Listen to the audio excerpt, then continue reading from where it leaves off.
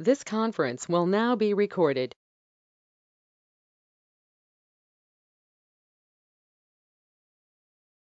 Good morning, guys. Hope you guys can hear me. Otherwise, please let me know in the chat. Can someone tell me if you can hear me? Yes, we can hear you. Okay, thank you. So we'll get started. My name is Purna. I'm a solution architect taking care of end-to-end application development in my current organization and previous organization as well. So DevOps is my passion, and I do take care of cloud, blockchain, and some other activities as well. That's my brief introduction about me.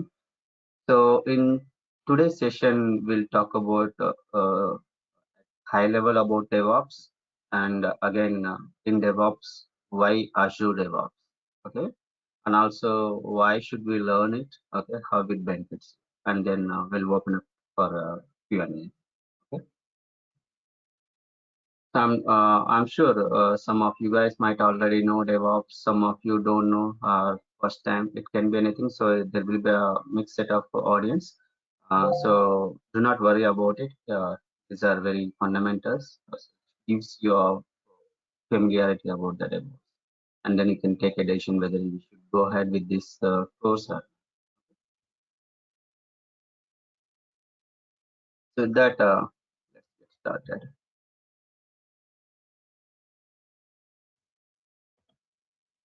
So first, let's try to understand what is DevOps.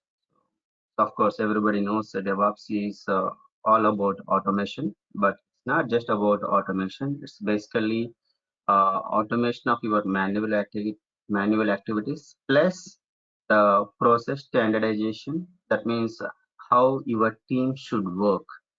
Okay, how your team should collaborate. All these things should be standardized, not just in your team, across the organization.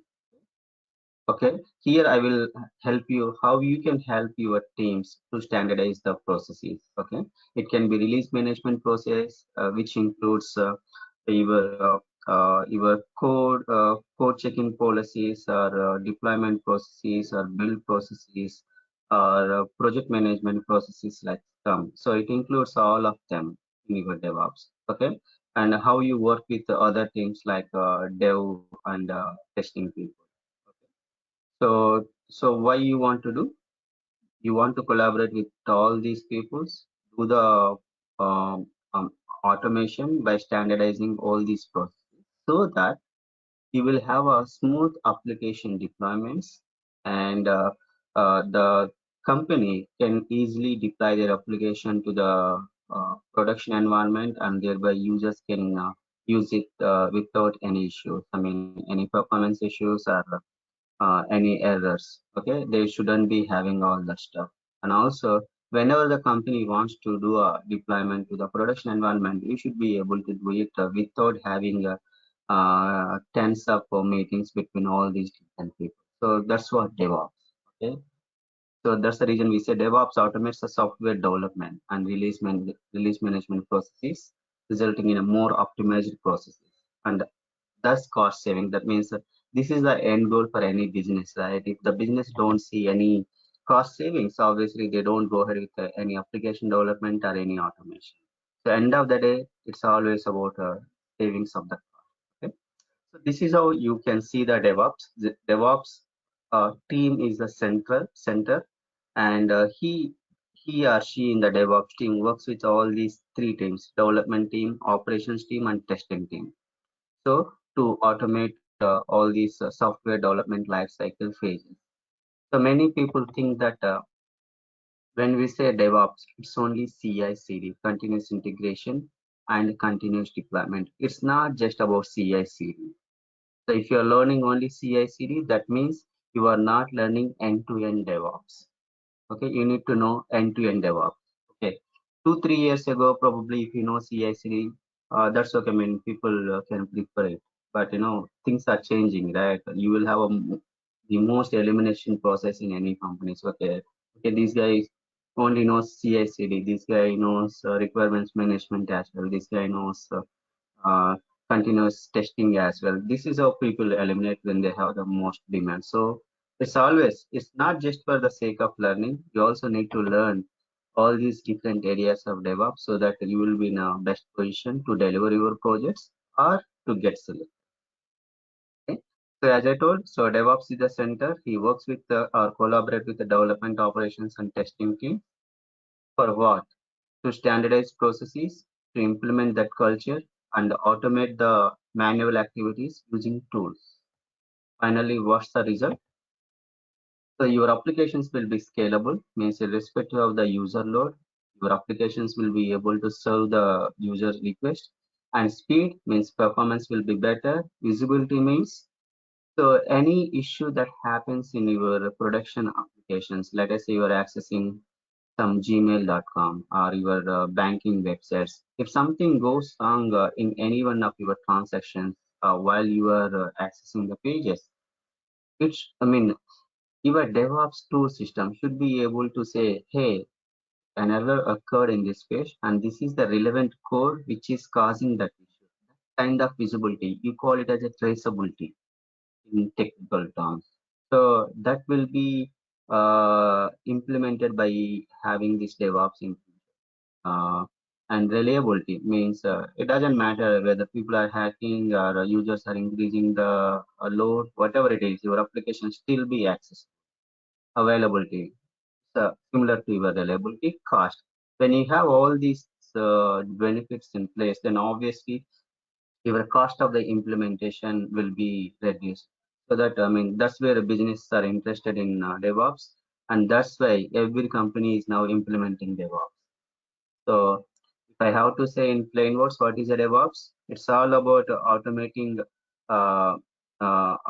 the manual activities in software development lifecycle by standardizing the processes and culture and collaborating with the development operations and testing teams, which gives these benefits. So you can think in that manner. Okay. And there are hundreds of DevOps tools in the market, and I'm sure you might have done already some R&D and coming to this session. Okay, and the most widely used tool in the market is Jenkins because it's there for decades. I would say more than 15, 16 years it's there.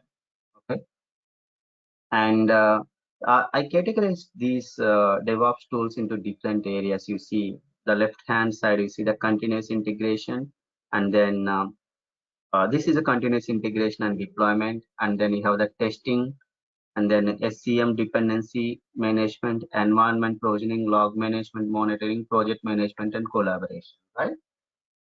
These are the different areas in your DevOps. So as I already told you, DevOps is not just about CI/CD. If you are learning CI/CD, that means you will be learning one of the tools in this box, continuous integration. So you may learn Jenkins, you may learn TeamCity, you may learn Bamboo. Okay, that's how it works if you're learning only CI/CD. But you will be part of any application development teams, right? And your development team contains your testers, and the testers uh, may be manual or automated testers, right? If they're automated testers, they may write test cases in Selenium for the functional automation testing or Cucumber, and for performance testing they might be using some of these tools, JMeter, etc. Okay, when automation testers write Selenium test cases, now this is a norm, right? In each and every company they do have at least some level of automation testing using Selenium, and Selenium is a widely used tool in the world. Okay, if they write the automated test suite, and you should be integrating that test suite with your DevOps pipeline. If you don't know how to do it, then you are not helpful there. Okay, so you need to learn this integration of automation test suite with your DevOps pipeline. I mean, you integrate with the CD pipeline, continuous deployment. Means once the deployment is done, your test suite will go and test that application. And SCM and dependency management. Okay, your developers are writing code, right? Okay, so they may keep the code in their, I mean, if it is a company where they don't have any process, they may keep it in the folders. If it is a small company, they may keep it in Git, or if they have, they might have TFS, Git.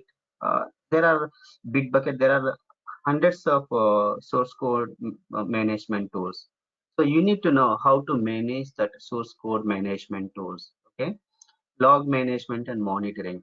So this is the special skill. Okay, these are all just tools. Okay, like Splunk, etc.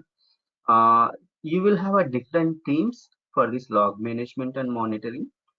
Okay, but you will be able to integrate these tools with your again application that are deployed in some server. Of course, you will not be hands-on here.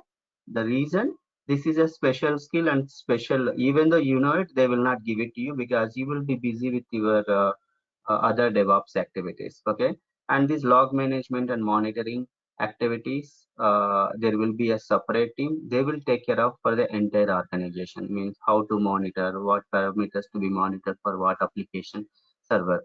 But you should be knowing it because you have to. I mean, you will be in collaboration with these guys as well. Project management and collaboration. It's all about how you collaborate. I mean, how your team members collaborate, dev, test, and operations. And you may have a project manager or a scrum master, etc. Right?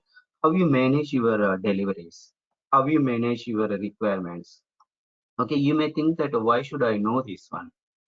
So you remember I told you if something happens in production application, something goes wrong, you should be able to say, I mean, you should be helping the teams to say, hey, the error occurred in this transactional page, right? Okay, and this is the code which caused that issue. Okay, so you should be enabling those guys for that kind of operations. For that, you need to know these requirements management tools.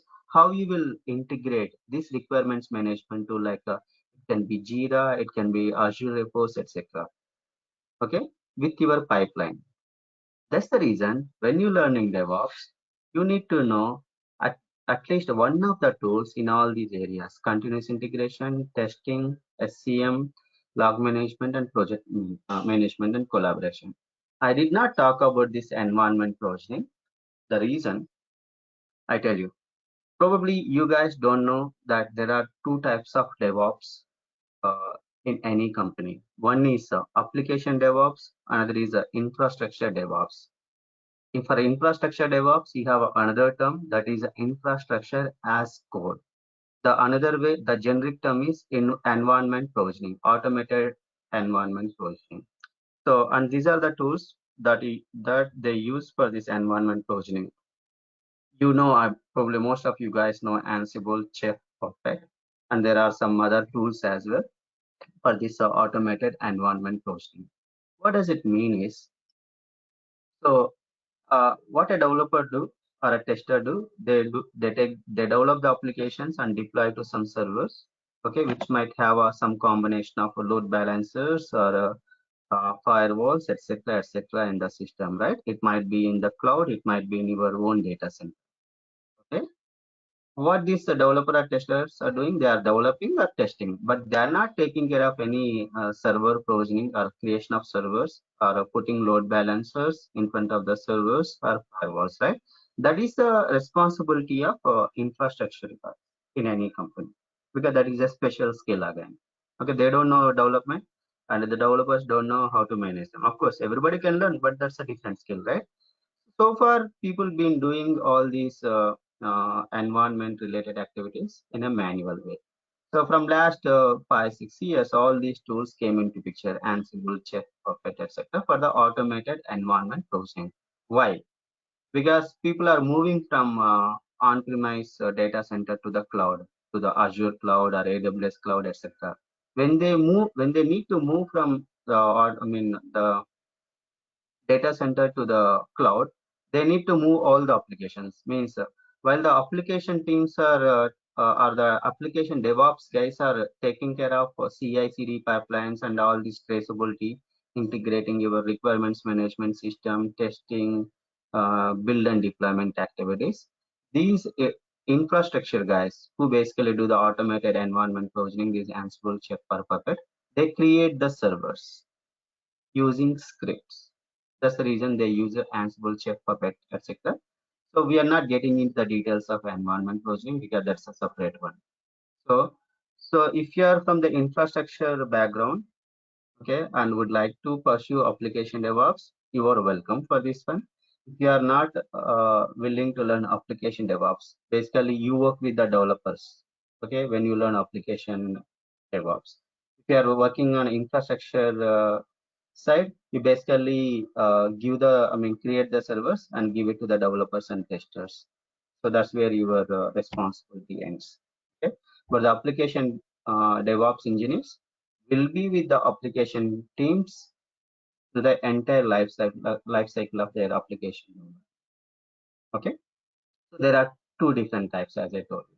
Now I will take care of the application DevOps area. So where you will be part of the teams for the entire application development, right from the project management and the requirement management till the applications are delivered to the production environment. Okay, even after.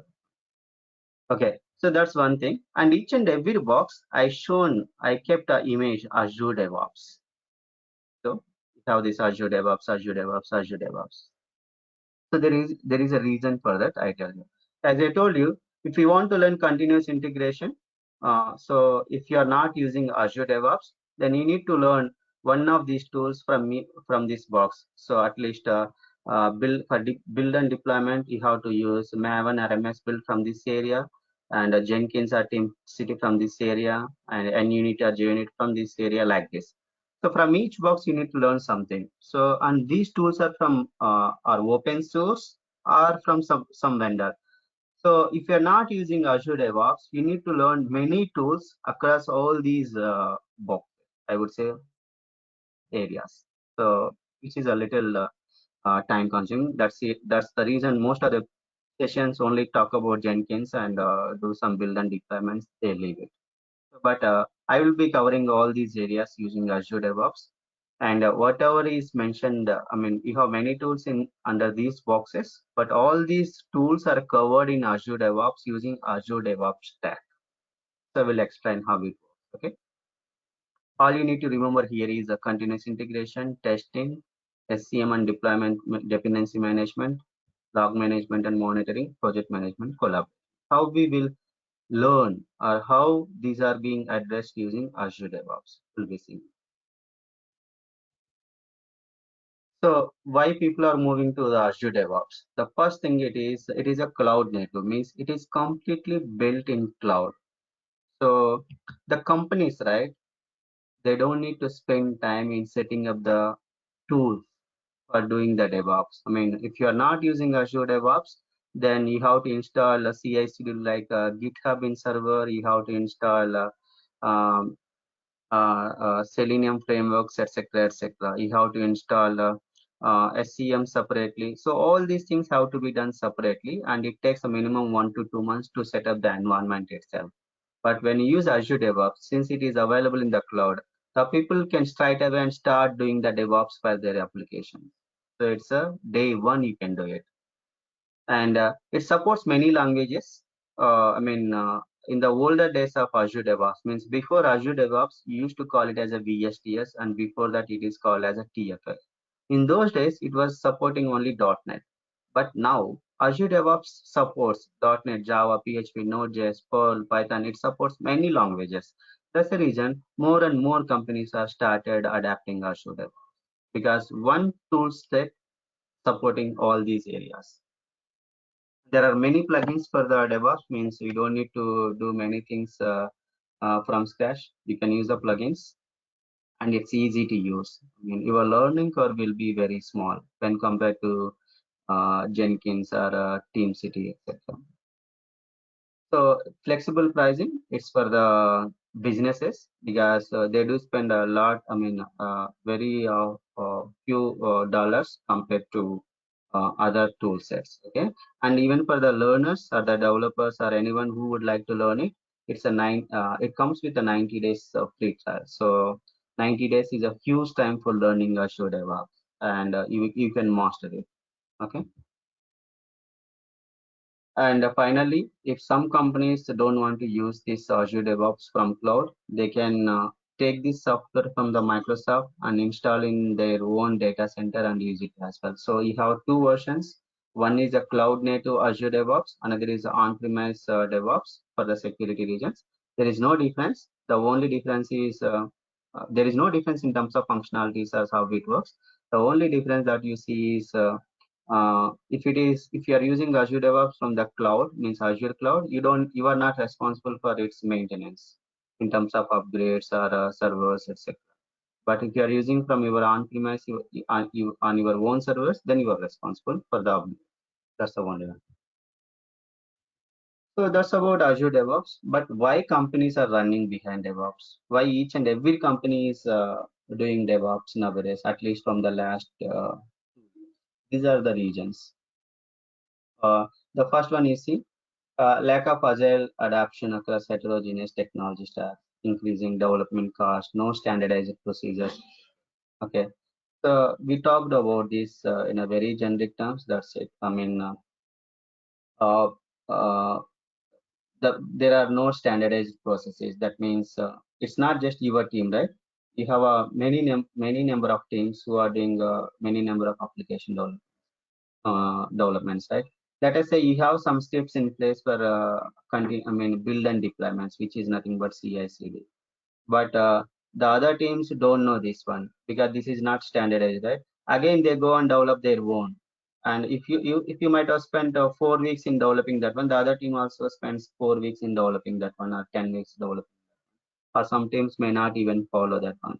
So because of these things, what happens? Your organization is losing money basically, because your team is good, but the other teams are not following it. So that's where organizations are spending money because they don't have standardized procedures for the release management process, which includes your requirements management, source code management, build, deployment, and testing.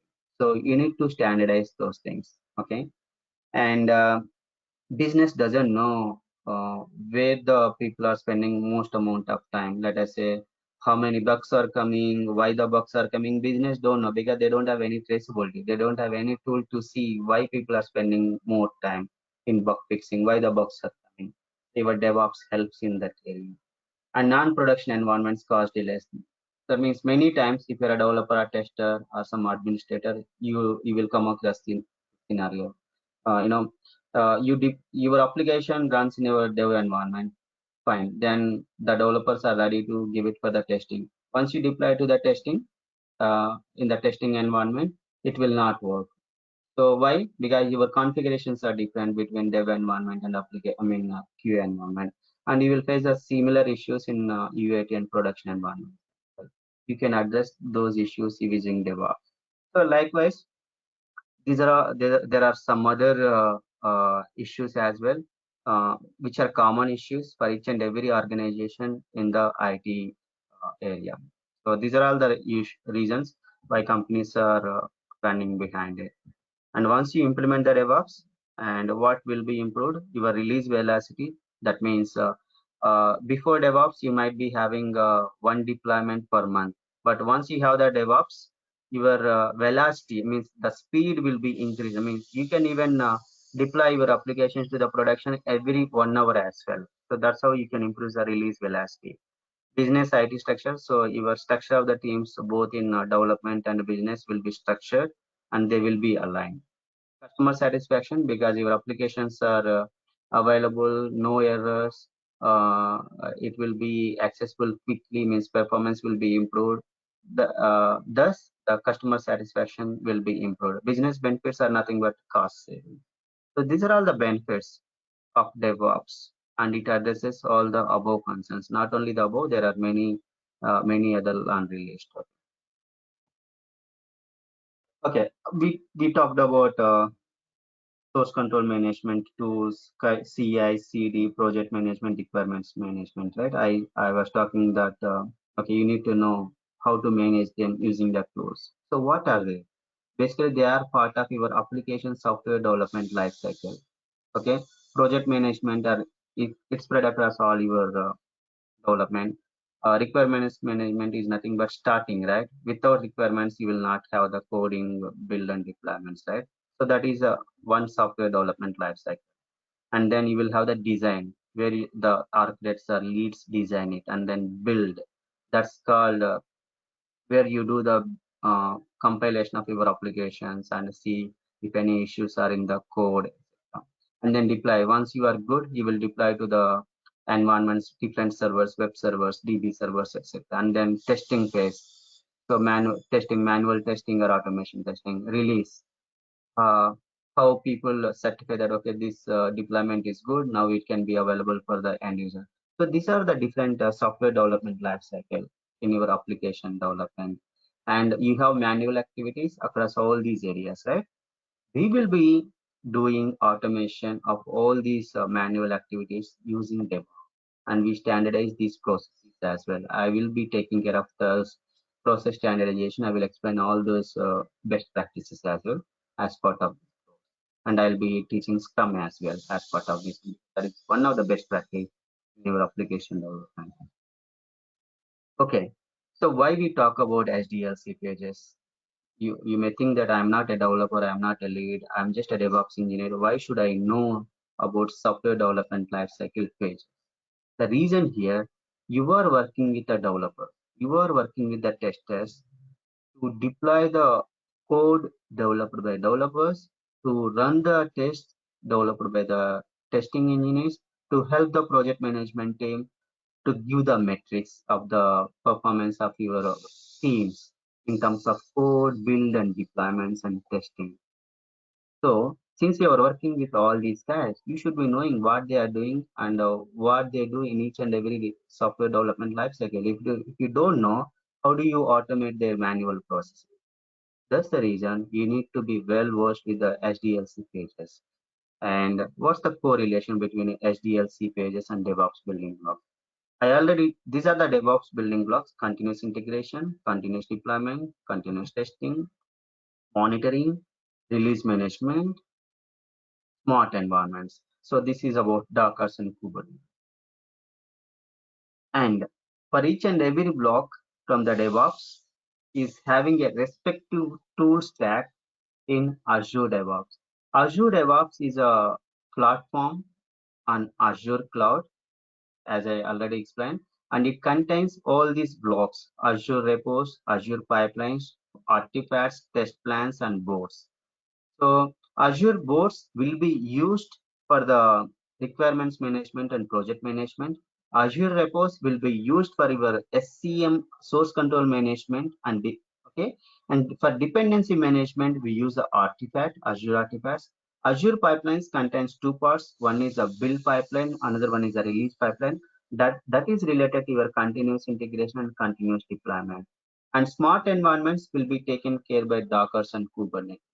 Okay, in our sessions, we will be covering Docker and Kubernetes fundamentals, and we will use AKS, Azure Kubernetes Service, in our session. Okay, so these are the DevOps building blocks. I means whatever is the tool set you will be using for the DevOps, these building blocks should be implemented and you should be knowing them. And on the right hand side, if you are not using Azure DevOps, you will be having a number of tools from the first slide what I shown. But if you are using Azure DevOps, then this is a one tool stack, which is Azure DevOps, and it contains all these different tools integrated with each other on Azure. So I will be taking care of all these things. Okay. And not only the Azure DevOps features for doing the DevOps, I also will be covering the Sonar Cube for the code analysis. So you might have heard of static security code analysis. Okay, that's what Sonar Cube, and integration with the Selenium test suite. And I will develop some Selenium test cases and will show you how you will integrate Selenium test cases with your deployment pipeline, which is nothing but a CD. And there are, I shown you many other DevOps tools in the slide, right? Second slide, I will be showing the integration with some other DevOps tools as well using Azure DevOps. And we'll be covering PowerShell, fundamentals of Docker and Kubernetes. Here we use AKS, Azure Kubernetes Service.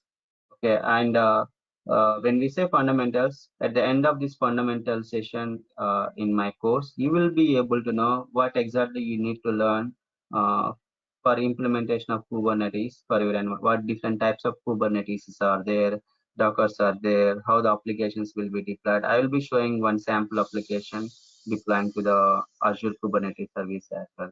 Because many people don't know what is this Kubernetes, what they need to learn. Most of the times they do some materials or join some classes, but those people mostly don't have a real-time experience and they also show some sample up, but that's not how it works. You need to have a picture in your brain. What is the end state of my learning? Means what I'm going to develop. So whether let us say, in your production environments, you will be having load balancers, firewalls, and then applications deployed into the web servers, API servers, database servers.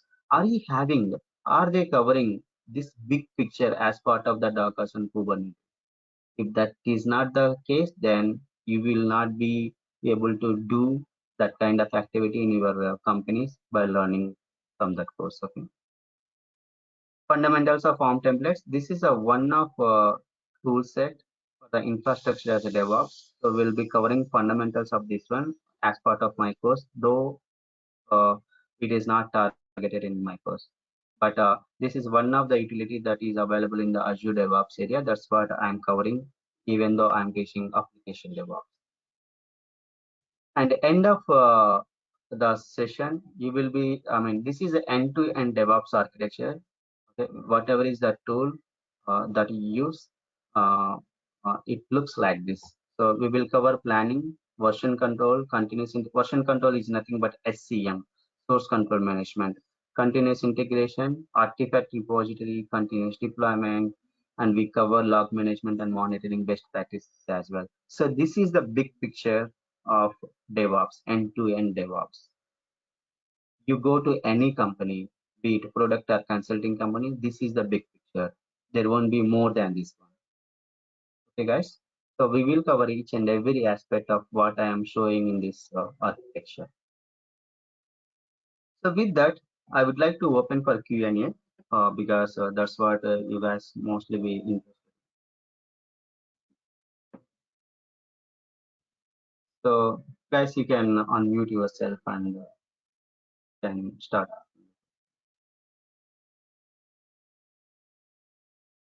Hello.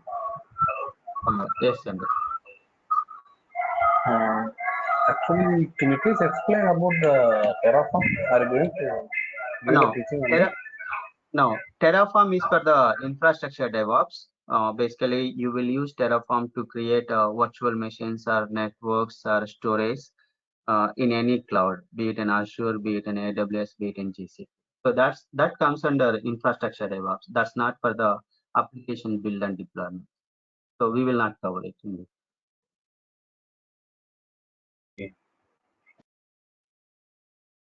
Hey, I have a few questions on do you cover deploying .NET application to app service using CI/CD pipeline?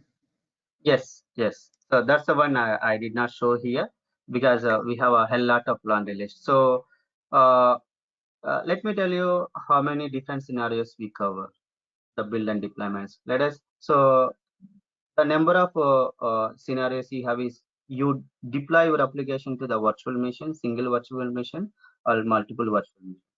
You deploy your applications to the app service as well, be it your Java application or .NET application, right? And deploying to app service is more easier than deploying to the virtual machine. Okay, that is one thing. And we also covering Docker and Kubernetes fundamentals, right? I'll be covering deploying application Java or .NET application into AKS, Azure Kubernetes Service. So we have three types of deployments, and I'll be covering all these three types. Your course, you primarily cover .NET or both .NET and Java? So throughout the course, I use .NET, but as part of the CI/CD pipeline, I'll be using one Spring Boot application, which will be deployed to the app service. Okay.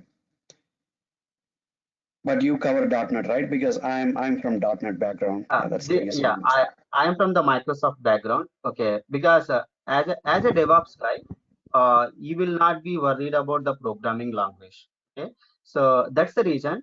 I'm using .NET is because I'm writing the Selenium test suite as well for you guys. Okay, if it is a Java, right? I don't know Java. I can't write the code, and these are the demos. I should be doing it in front of you. Okay, I don't want to take some snippets and show it to you because you can't repeat that again. So throughout the session, we will be using the .NET project. But for the diversity, because as a DevOps engineer, you may do the DevOps for Java, .NET, Python, Perl, Node.js. It can be anything. Okay. To explain you, okay, you know one language at some level, but you don't know other language, and that's not possible as well. That's the reason I will take a Java application which I don't know at all from GitHub or some other external source control management and deploy to the app service. That will show you, that will give you an idea how you can do build and deployment for some language or some application which you don't know anything about. Okay. Okay. Thanks. I have a few more questions. And do you cover? I'm completely it's related to .NET. Do you cover like changing the connection string from development to prod, Yes, yes. transformation, everything? They Okay. are, yeah, they are part of your CI/CD. I mean CD, I would say, Okay. because I can't put out all the bullet points, right? So when you do the CD, right? Okay, basically you have a different environments. Okay, I mean Dev, QA, UAT, and you will have a connection strings or API keys, whatnot. You will have a number of things, right?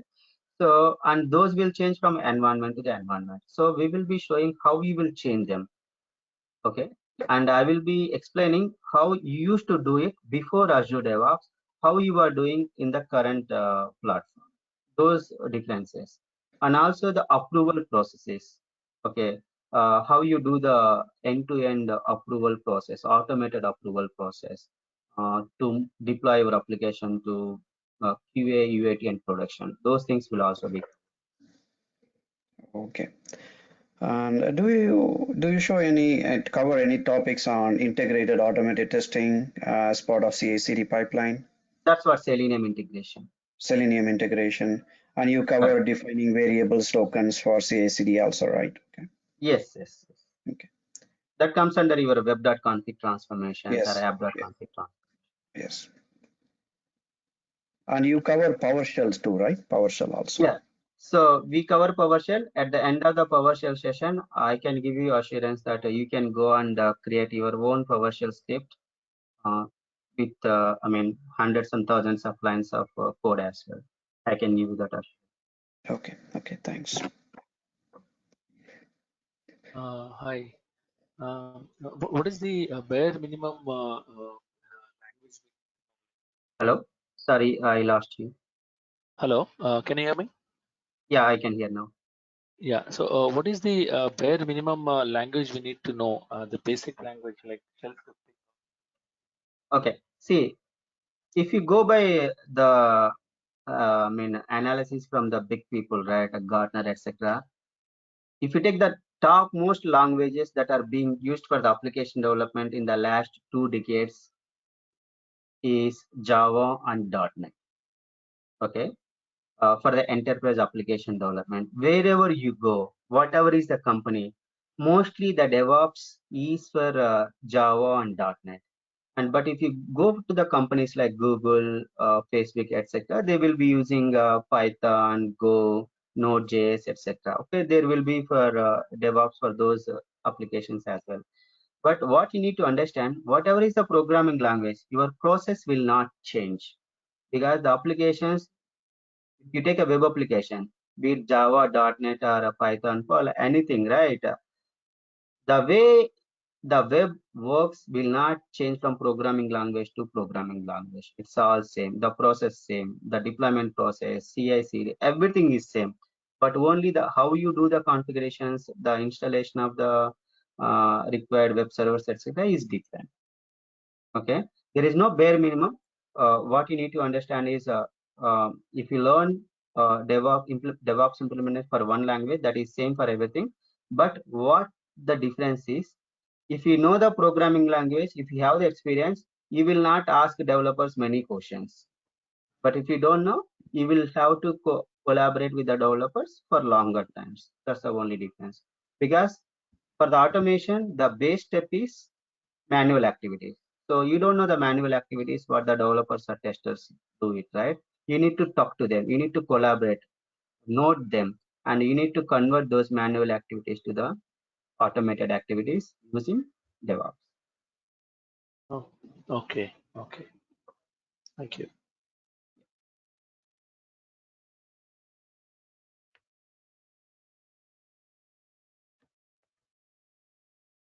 Hey, quick question. How many hours this entire course? Yeah. So it comes around 40 hours. 40 hours. Okay.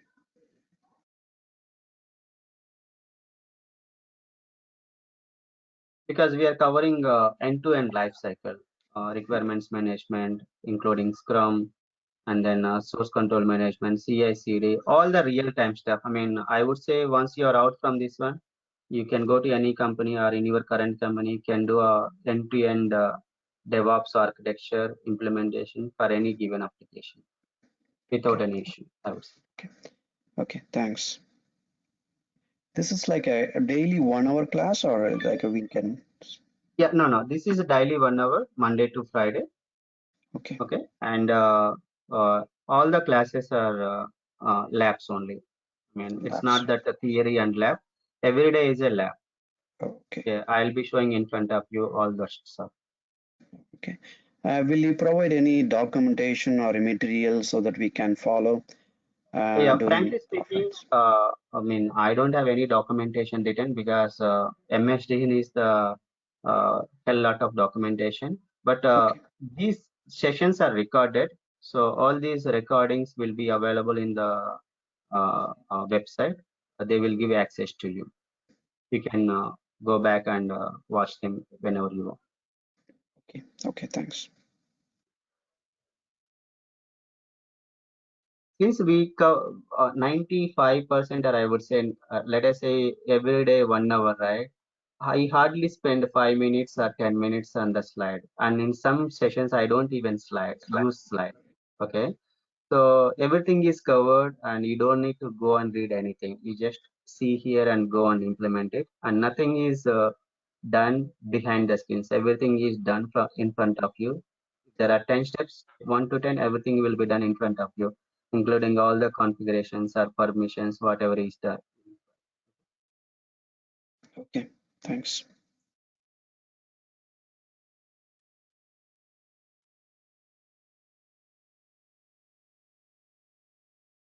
Yeah, somebody is saying I don't know .NET. So I'll be see as I told you, I'll be having a different audience from the classes, right? Don't know anything about DevOps or .NET or anything. So I'll be covering what is .NET, so how it works on Visual Studio, and also what is the, so you write some code in the .NET, what will be the artifacts from the .NET once you compile it, what is compilation, all those things will be covered. So don't worry about it. Okay? But of course, if you don't know anything about it, you need to spend additional time after my class. But again, as a DevOps engineer, you are not expected to know any language. You are expected to know what the code is, what is the output of the code once the compilation, what are the configurations required, what servers will be used. That's all you need to know.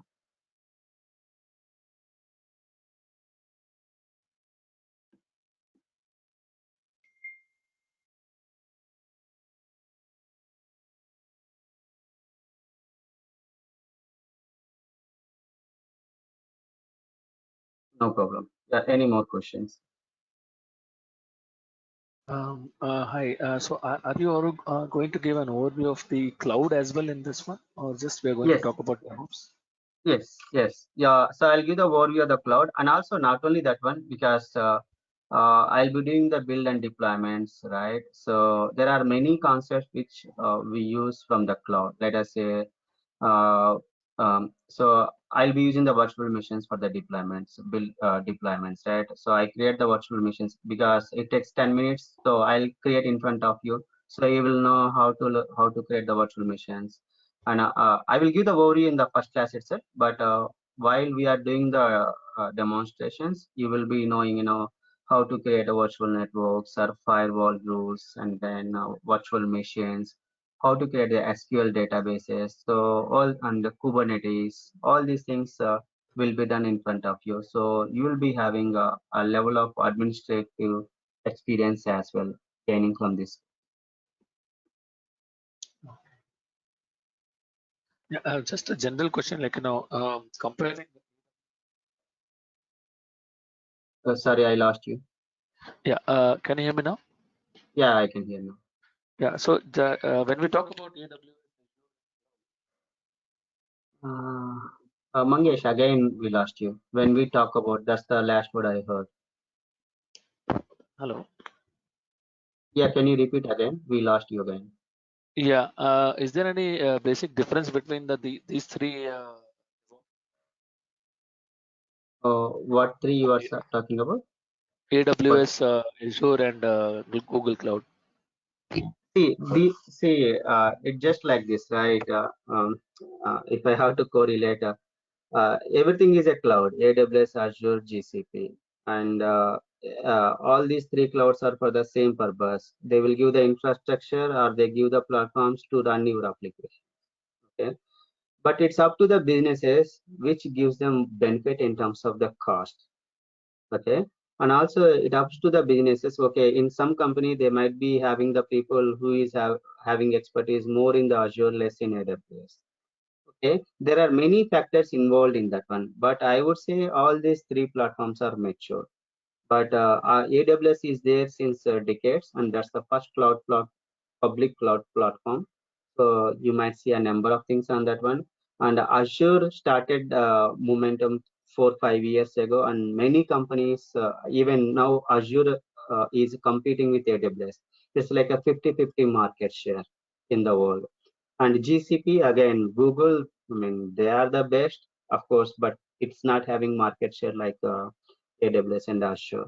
So it depends on many factors, from the architecture perspective, features, and the pricing, uh, and availability of the resource. There are many factors involved, but everything is targeted for the applications, deployment. You will run your applications, services from the, that's it.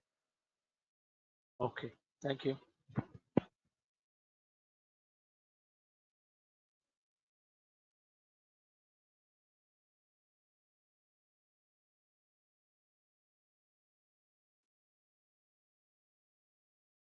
Any further questions?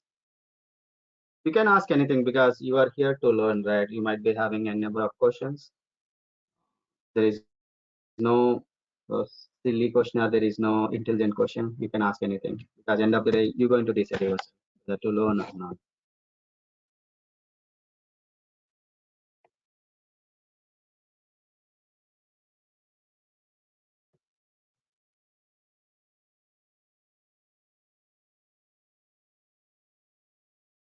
And also, you see, most of the companies are now using Azure DevOps because it supports all the languages, easy to use, and Microsoft is known for better documentation, easy to use base, and better pricing for the organizations. So there are many things involved why Azure DevOps coming into limelight from the last 1 year. Since it is starting days, it's easy to get into the Azure DevOps area. Not many experts are there.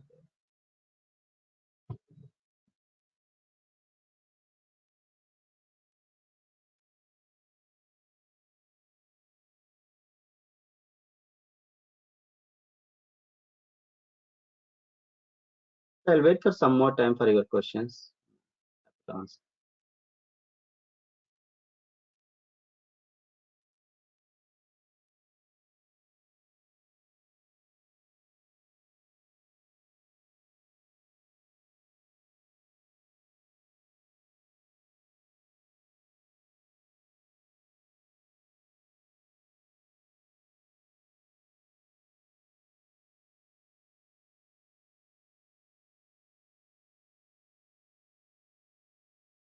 Okay, Hello. guys. Yeah, please. Yeah, sorry. What are the different roles? What are the different? Roles we can move when once we're done. I didn't get your question. I'll paste it in the chat. Okay, just let me.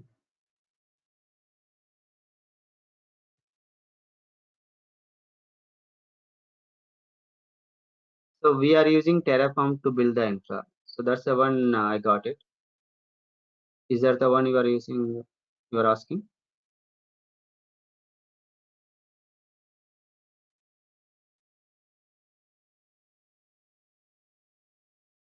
Okay, see, there are n number of tools to do the infrastructure DevOps. I already shown in the second slide. You can use Ansible, Chef, Puppet. What are the roles we can move in once we have a knowledge of DevOps? Okay, see, you are a DevOps engineer. Okay, so and as long as no problem, no problem. Who is the admin here? I see a admin. Okay, okay. So once we have the, so you will be with the teams as long as you are having the application development. So you will be working with the application developers and testers to deploy their applications, automated builds, deployments, and integration of your test suite with the CI/CD pipelines, and working with the project managers for the requirements management. You will be working with all these people as a DevOps engineer.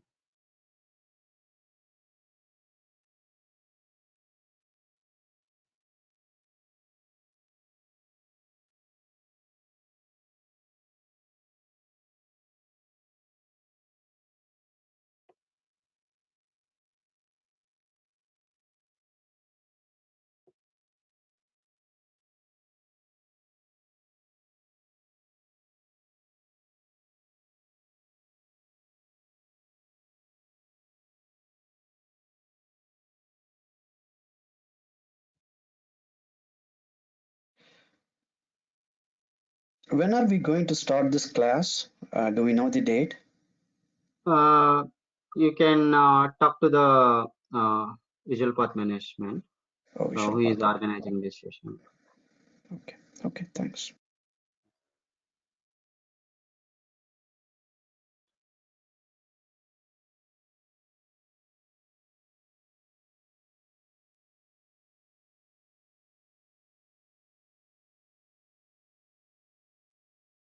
Okay, guys, if no further questions, we'll wait for 1 or 2 minutes and then sign off for the day. Thank you for joining my demo today.